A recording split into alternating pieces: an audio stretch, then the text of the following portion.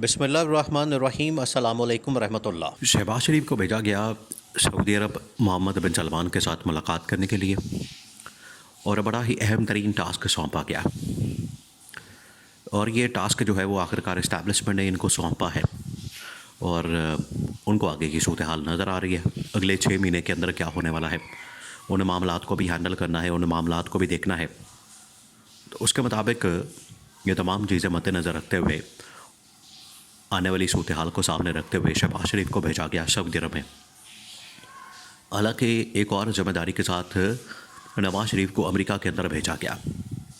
دونوں کو ذمہ داری تقریباً سیم ہے کہ انٹرنیشنل طاقتوں کو اس حوالے سے قائل کرنا، انٹرنیشنل جو طاقتیں ہیں، انٹرنیشنل جو لیڈر ہیں، ان کو اس حوالے سے قائل کرنا کہ ہماری حکومت کو کم از کم آپ سپورٹ کریں، اور وہ اس کے اوپر قائل ہونے کے لیے تیار نہیں، کیونکہ وہ اس بات کے اوپر قائل ہو چکے ہیں کہ عمران خان کے خلاف جو انتقامی کارروائی ہو رہی ہے، ملک کے اندر جو جمہوریت کی دھجیاں اڑائی جا رہی ہیں، ملک کے اندر جس طریقے سے آئین اور قانون کی دھجیاں اڑائی جا رہی ہیں، جس طریقے سے عوام کے اوپر مہنگائی اور بے روزگاری کا عذاب نازل کیا گیا ہے، یہ حکومت ان تمام چیزوں کی ذمہ دار ہے۔ پھر عالمی طاقتوں کو اس بات کا بھی اندازہ ہو چکا ہے کہ 8 فروری 2024 کے جو انتخابات ہوئے تھے وہ جعلی اور دھاندلی زدہ انتخابات تھے، اور ان کی تحقیقات ہونے کی ضرورت نہیں، یہ تو اب بات اسٹیبلش ہو چکی ہے۔ تو وہ کہتے ہیں کہ جس کو مینڈیٹ ملا تھا، جس کے پاس یہ مینڈیٹ موجود ہے، اس کو یہ حکومت ٹرانسفر کر دینی چاہیے، اس کے پاس حکومت جو ہے وہ جانی چاہیے۔ یہ ہے انٹرنیشنل طاقتوں کا ایک پورا موقف۔ اب اس کو چینج کرنا بڑا مشکل کام ہے، تو اس کے لیے شہباز شریف، آپ اپنے ایمان سے بتائیں وہ یہ کام کر سکتا ہے؟ شہباز شریف کے اندر کیا اتنی صلاحیت موجود ہے؟ شہباز شریف کے اندر کیا اتنی قابلیت موجود ہے؟ اس کو تو اپنے گھر والے سیریس نہیں لیتے، اس کو تو اپنے گھر والے جو ہے وہ پارٹی سے اس کو نکال دیا گیا، گھر سے اس کو نکال دیا گیا، خاندان سے اس کو نکال دیا گیا، کیونکہ اس نے جس طریقے سے نواز شریف کی پیٹھ میں چھرا گھونپا، اس کے بعد جو شریف خاندان ہے اس کو مکمل طور پر آگ کر چکا ہے سیاسی طور پر۔ تو شہباز شریف جا کے باہر دنیا کو سمجھائے گا کہ میری حکومت جو ہے وہ کتنی دم خم والی ہے، ووٹ والی ہے، مینڈیٹ والی ہے، اور میرے پاس کتنا اختیار ہے، پاور ہے، اتھارٹی ہے۔ یہ جا کے وہ دنیا کو بتائے گا، دنیا کو سمجھائے گا، دنیا کو جا کے وہ کنونس کرے گا، قائل کرے گا، دنیا کے سامنے یہ اپنا موقف رکھے گا، دنیا کے سامنے اپنا مقدمہ رکھے گا۔ ایک تو ان کو اس بات کی سمجھ بوجھ نہیں، فہم و فراست نہیں، ان کے پاس بلاغت نہیں، ان کے پاس فصاحت و بلاغت نہیں، تو یہ کر سکتے ہیں؟ نہیں کر سکتے۔ لہٰذا جب یہ ملاقات ختم ہوگی اور اس کے بعد یہ خطہ روانہ ہو گیا شہباز شریف، تو وہاں سے رپورٹس منگوائی گئی، وہاں جو بھی آخرکار ملاقاتوں کے اندر جو اہم ترین انفارمیشن شیئرنگ ہوتی ہے، انٹیلیجنس رپورٹس ہوتی ہیں، وہ پاکستان کے پاس پہنچی ہے، وہ اسٹیبلشمنٹ کی ٹیبل پر موجود ہے، جنرل عاصم کی ٹیبل پر موجود ہے۔ وہاں پر شہباز شریف نے بہتری کیا کرنے تھے، قائل کیا کرنا تھا، ان کے سامنے اپنا مقدمہ کیا رکھنا تھا، ان کو اس حوالے سے کنونس کیا کرنا تھا، الٹا ان کے جو پیغامات ہیں وہ آ کے اسٹیبلشمنٹ کو دے رہا، اور بتا رہے کہ محمد بن سلمان تو ہمیں سمجھا رہا ہے اور ہمیں بتا رہا ہے اور ہمیں کہہ رہا ہے کہ اگر آپ ملک میں انویسٹمنٹ چاہتے ہیں، کاروبار چاہتے ہیں، ملک کے اندر سرمایہ کاری چاہتے ہیں، تو آپ اپنے ملک کو جا کے بہتر کریں۔ تو یہ اس نے شہباز شریف کو کہا، شہباز شریف کے منہ پہ ماری یہ بات۔ اسٹیبلشمنٹ نے کہا کہ ہم نے بھی بالکل ایک بے وقوف اور جاہل انسان کو بھیج دیا وہاں پر، جس کا کوئی فائدہ نہیں، الٹا نقصان ہوا ہے۔ تو یہ معاملہ اب گلے پڑ گیا ان کے۔ محمد بن سلمان نے تو پاکستان کی حمایت، سپورٹ، فائنینشیل، تیل کے لحاظ سے، ارب ڈالرز کے لحاظ سے، یا ریال کے لحاظ سے، یا پھر درہم کے لحاظ سے، وہ تو کسی قسم کے سپورٹ کرنے سے صاف انکار کر دیا۔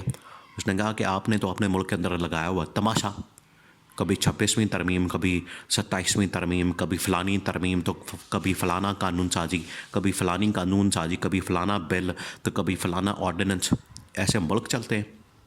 انہوں نے تو بتا دیا، انہوں نے کہا کہ بادشاہت ہمارے ملک میں ہے، آپ نے وہاں پر بادشاہت قائم کی ہوئی ہے، ہمیں تو بلکہ آپ سے سیکھنا چاہیے۔ یہ اس نے چپیڑے ماری ہیں ان کو، بگو کے ان کو چتر مارے ہیں۔ تو جب اسٹیبلشمنٹ کے سامنے یہ ساری رپورٹس آئیں، انہوں نے کہا کہ یہ تو ہمارا، یہ تو کھو کھاتا ہے، یہ تو ہم نے ایسا کھو کھاتا کھول لیا جس کا نہ سر ہے نہ پیر ہے۔ تو اب یہاں سے سچویشن شروع ہوئی ہے، یہاں سے معاملہ شروع ہوا ہے، یہاں سے صورتحال شروع ہوئی ہے۔ اور عالمی طاقتیں اب مسلسل پاکستان کے اوپر دباؤ بڑھاتی چلی جا رہی ہیں. یہ جو اس وقت عالمی سطح کے اوپر ایک بہت بڑی تبدیلی رونما ہونے والی ہے اگلے مہینے نومبر کے مہینے میں، یعنی کہ نومبر کے مہینے میں اب یہ جو بہت بڑی تبدیلی رونما ہونے والی ہے عالمی سطح کے اوپر، وہ ہے امریکی انتخابات. امریکی انتخابات آپ کو پتہ ہے کہ یہ جو پاکستان جیسے ممالک ہیں، ان ممالک میں امریکی انتخابات کی بڑی اہمیت ہے.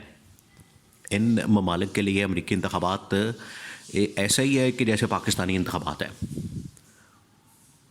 آپ فرسٹ پہ پاکستانی انتخابات رکھتے ہیں نمبر 1 پہ، اور سیکنڈ نمبر کے اوپر امریکی انتخابات رکھتے ہیں، کیونکہ وہاں جو تبدیلی ہوتی ہے اس کا ڈائریکٹ اور براہ راست اثر جو ہے وہ پاکستان کی سیاست کے اوپر ہوتا ہے.